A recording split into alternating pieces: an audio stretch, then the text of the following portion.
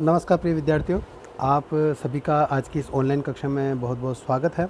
मैं सूर्य प्रकाश पारिक आज एक पूरी तरह से नया विषय लेकर आया हूं और ये विषय महत्वपूर्ण होगा हिंदी साहित्य के इतिहास के समस्त विद्यार्थियों के लिए। साथ में महत्वपूर्ण है बीए पार्ट फर्स्ट स्नातक कला स्नातक प्रथम वर्ष के प्रथम प्रश्न पत्र में जो आपकी पुस्तक है प्राचीन काव्य, उसमें हम लगभग जो पाँचों पाठ पढ़ रहे हैं वो है रैदास। रैदास निर्गुण मार्गी शाखा के कवि है, जिसको हम संत काव्य भी कहते हैं, जिसको ज्ञानश्री शाखा के प्रतिनिधि कवि कबीर है और उसके साथ में ही आते हैं अगले क्रम में हमारे पास रैदास। रैदास का वैसे जन्म कबीर से पहले हुआ था और किंतु जो कबीर का एक स्वरूप है, खंडन की प्रवृत्ति पाई जाती है कबीर में और कबीर के लिए कहा भी जाता है कि कबीर कवि से पहले एक समाज सुधारक थे। लेकिन रैदास में ऐसी कोई प्रवृत्ति नहीं देखी जाती है। रैदास पूरी तरह से एक भक्त है और लेकिन एक बात इनमें विशेष है कि ये निर्गुण भक्त माने जाते हैं। एक और विशेषता इसमें देखी जा सकती है रैदास में कि रैदास निर्गुण मार्गी तो है लेकिन कहीं पर भी इनमें सगुण का विरोध देखने के लिए नहीं मिलता। रैदास काशी में रहने वाले थे, काशी यानी बनारस में रहने वाले थे। बनारस में रहने वाले एक मोची परिवार में इनका जन्म हुआ था, जिनको चमार भी कहा जाता है कि रैदास खुद कहते हैं रैदास मोरे जात चमारा, कि मेरी खुद की जाति चमार के बारे में ये बताते हैं। लेकिन इस जाति में जन्म लेने के बावजूद भी परमात्मा के प्रति इनका जो प्रेम है, इनका जो स्नेह, वो उत्कट प्रेम हमें इनकी रचनाओं में देखने के लिए मिलता है। इन्होंने बहुत सारे पद लिखे हैं अपने और बहुत ही सरस वाणी में पद लिखे हैं और इनके जो पद है वो गुरु ग्रंथ साहिब में भी देखने के लिए मिलते हैं। तो आइए देखते हैं हम रैदास। आपके प्राचीन काव्य में जो रैदास जी का जो परिचय दे रखा है, सबसे पहले वो देख लेते हैं हम। सहजता, सरलता और अनुभूति की गहनता की दृष्टि से संत कवियों में इनका विशेष स्थान माना जाता है।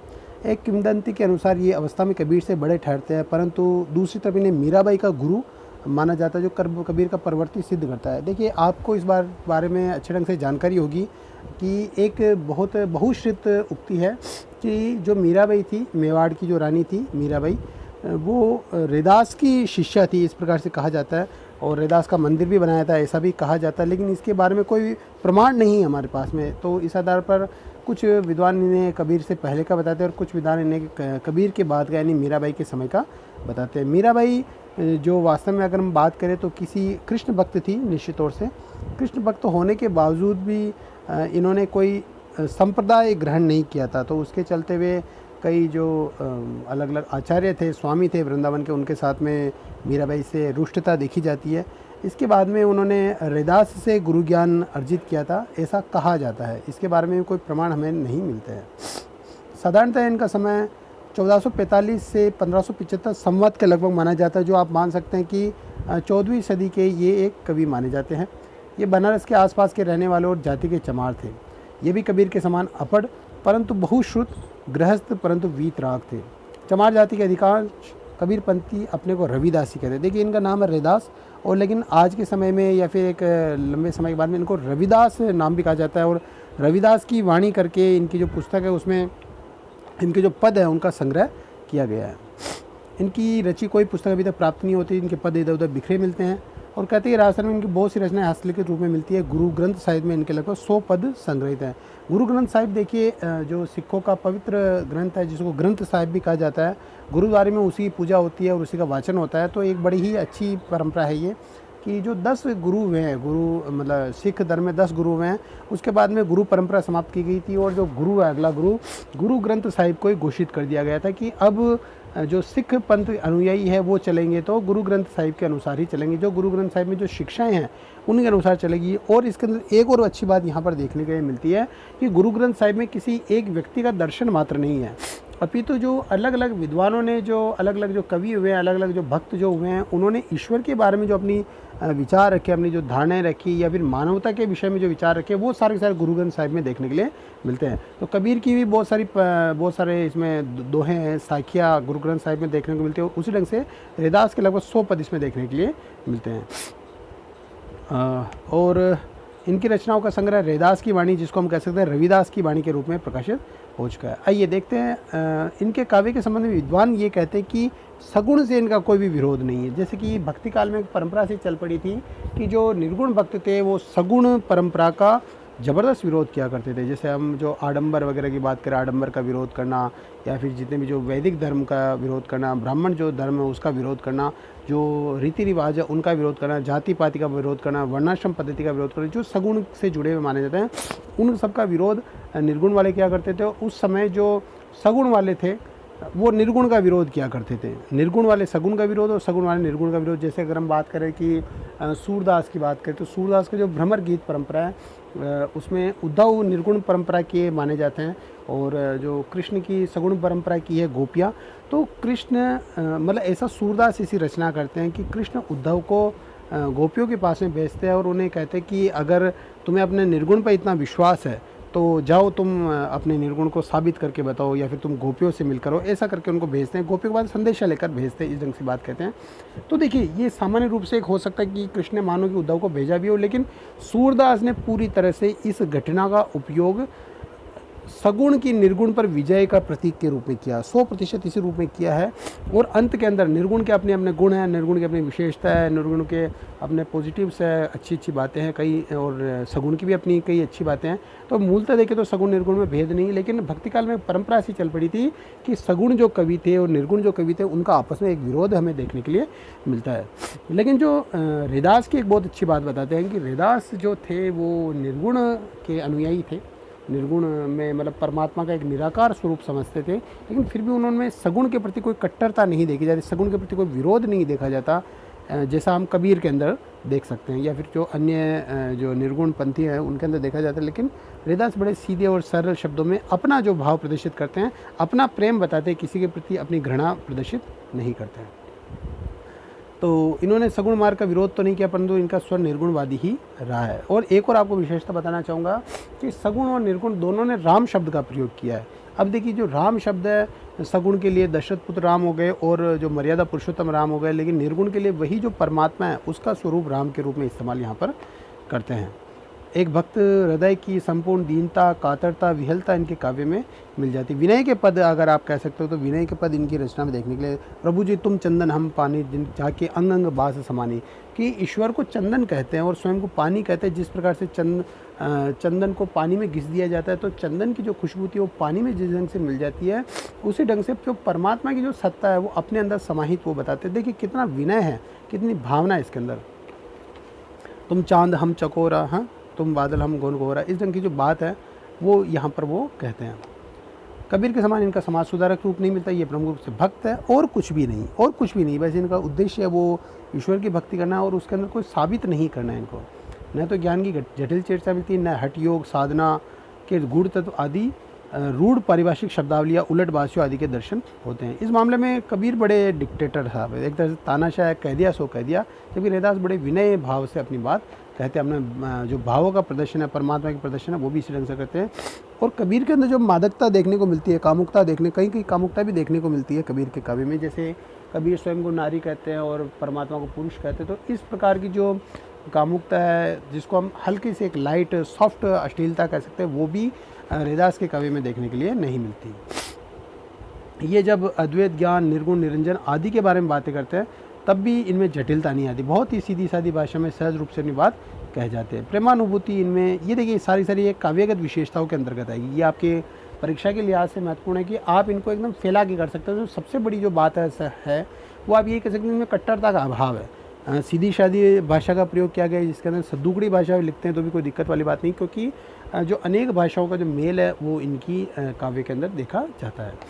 तो देखिए प्रेमानुभूति इनकी अत्यंत गहन है परंतु सरल मिलती है। इनकी समझ में इनका रहस्य नहीं आ पाता कि भगवान तो उन्हें देख रहे पर वो भगवान को नहीं देख पाते। तुम वही देखी हो तो ही देखो, प्रीति परस्पर होए, तुम मुझे देखो मैं तुम्हें देखूँ तब प्रीति हो सकती है, तू मुझे देखे तो ही न देखो, यही मति बुद्धि सब खोई। कि मेरा ये उसको चकराते हैं कि भाई मैं तो तुझे देख नहीं पा रही हूँ, तो ये सारी मेरी बुद्धि ये सारी खो जाती है। तो अपने ईश्वर के प्रति जो उनकी दूरी है वो भी इस भाव इसके अंदर प्रतीत होता है, देखने को मिलता है। अपने आराध्य के प्रति अपूर्व निष्ठा और पूर्ण आत्मसमरण की भावना होती है। तो अब ये थोड़ा लाइटली रूप से थोड़ा विरोध करते, जैसे तीर्थ व्रत न करो आदेशान, तुम्हारे चरण कमल पर, मतलब मैं ये सारी चीज़ें नहीं किया करता हूँ, तीर्थ और ये जो बाकी सारे कर्मकांड है वो नहीं करते, लेकिन फिर भी तुम्हारे चरण कमल का मुझे भरोसा है। जहाँ जहाँ जाओ तुम्हारे पूजा, तुम सा देव और नहीं दूजा। देखिए इसके अंदर अर्थ करने की भी मुझे आवश्यकता नहीं पड़ेगी कि आप इसको देखते ही इसको आराम से पहचान सकते हैं। आगे देखें तो हजारी प्रसाद द्विवेदी इनकी प्रशंसा करते हुए कहते हैं, अनाडंबर सहज शैली और निरीह आत्मसमर्पण के क्षेत्र में हरिदास के साथ बहुत कम संतों की तुलना की जा सकती है। यदि हार्दिक भाव की प्रेषणीयता काव्य का उत्तम गुण है, मतलब कि हार्दिक भाव की प्रेषणीयता यानी भेजा जाना, जैसे पहले के ज़माने में चिट्ठी भेजा करते तो इधर से चिट्ठी भेज दी और आगे गई और कहाँ गई खो गई पता नहीं चलता। तो कई कवि ऐसे होते हैं, जैसे केशव दास की बात करें तो अत्यंत जटिल काव्य लिखते हैं, तो अपनी तरफ से तो भेज दिया, लेकिन पाठक के हृदय में कितना समाया, ये कहलाती है प्रेषणीयता। कि जो प्रेषणीयता होती है तभी अगर काव्य पाठक को समझ में आ गया तभी वो उसकी प्रेषणीयता सिद्ध मानी जाएगी। तो कबीर का काव्य कहीं कहीं पे तो जटिल हो जाता है, लेकिन हरिदास का काव्य ऐसा है कि जो हरिदास जो अपनी तरफ से कहना चाहते हैं वो बिल्कुल पाठक तक पहुंचता है और उसको बहुत अच्छे ढंग से समझ पाते हैं। तो यदि हार्दिक भाव की प्रेषणीयता काव्य का उत्तम गुण हो तो निसंदेह हरिदास के भजन इस गुण से समृद्ध है। यानी कि हरिदास के जो भजन है वो कहते ही समझ आते हैं, प्रसाद गुण की उसमें अधिकता देखने के लिए मिलती है। ये आप विशेषता और लिख सकते हैं।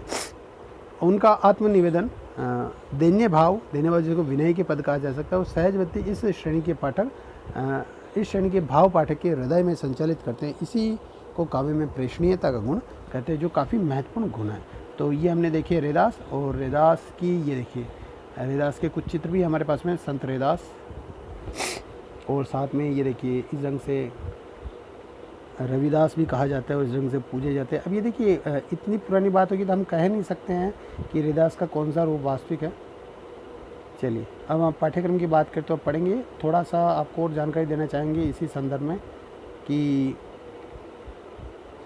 हरिदास आपने, जैसे मैंने आपको इंटरनेट के बारे में बताया कि अब आप जैसे घर पे बैठे हैं, घर पे ही बैठे रहेंगे तो अपनी पढ़ाई को निरंतर जारी रखिएगा। तो हरिदास के बारे में, जिसको रविदास भी कहा जाता है, उसको इंटरनेट पे भी अगर हम ढूंढेंगे तो इनके जो पंथ है हरिदासी पंथ, तो इसको सतगुरु जगत गुरु के बारे में भी कहा जाता है। और इनके बारे में एक कथा काफ़ी मशहूर है, जो कथा मैं आपको बताना चाहूँगा कि ये मन की पवित्रता पर काफ़ी बल दिया करते कि अगर मन पवित्र है तो सब कुछ ठीक है। और एक इनकी जो आपने एक उक्ति भी पढ़ी होगी, एक कहावत सुनी होगी, मन चंगा तो कठौती में गंगा। इस ढंग से सुना होगा कि अगर मन अच्छा है तो ये जो कठौती है, अभी अब सोचेंगे कठौती क्या है, तो इसके लिए कहानी है वो सुन लीजिएगा।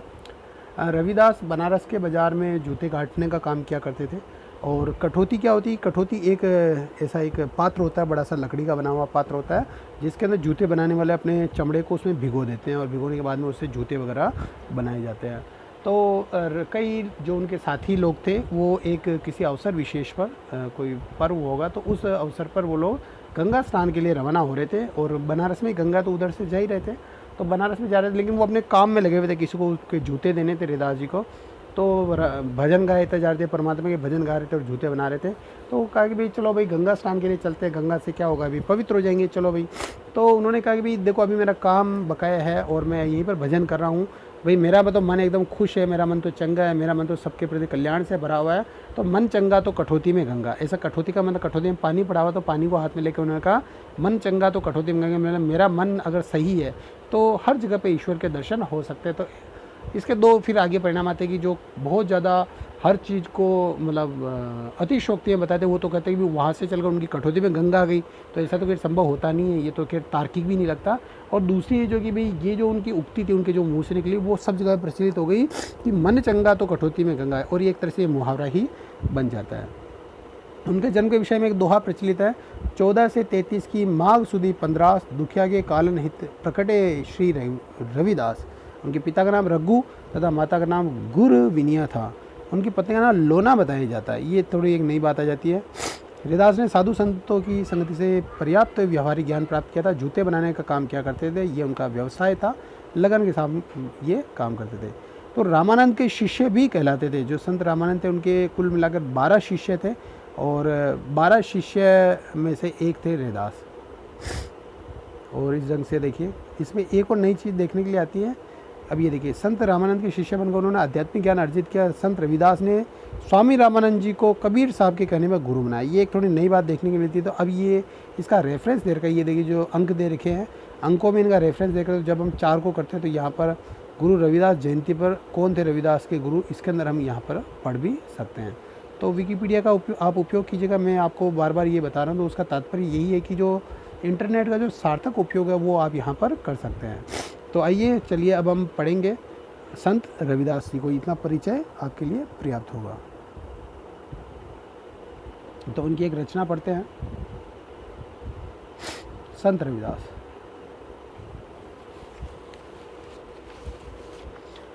अविगत नाथ निरंजन देवा। अविगत, अविगत, विगत यानी पहले कभी नहीं हुआ, जो पहले कभी नहीं हुआ, बाद में नहीं हुआ। अविगत जिसको जाना नहीं जा सकता, यानी परमात्मा के लिए शब्द है। अविगत नाथ निरंजन देवा, निरंजन यानी जो आंखों से दिखाई नहीं देता, ऐसे ईश्वर के लिए वो कहते हैं, उस परमात्मा के लिए वो कह रहे हैं, मैं क्या जानूँ तुम्हारी सेवा, कि मैं तुम्हारी सेवा किस प्रकार से हो सकती, जो पूरे पूरे विश्व का जो स्वामी है। देखिए रविदास की प्रवृत्ति रही कि वो परमात्मा को स्वीकार करते हैं, लेकिन बड़े ही विनय भाव से स्वीकार करते हैं। अपनी जो बात कहते हैं बड़े ही विनय भाव से अपनी बात कहते हैं। अविगत नाथ निरंजन देवा, मैं क्या जानूँ तुम्हारी सेवा, बांधू न बंधन छेऊ न छाया, कि मैं इस संसार के बंधन में नहीं बनना चाहता। छेऊ न छाया तुमरे सेऊ निरंजन रहेगा, बस मैं निरंतर तुम्हारी ही सेवा करते रहना चाहता हूँ। ये भाव अभिव्यक्त करते हैं रविदास जी।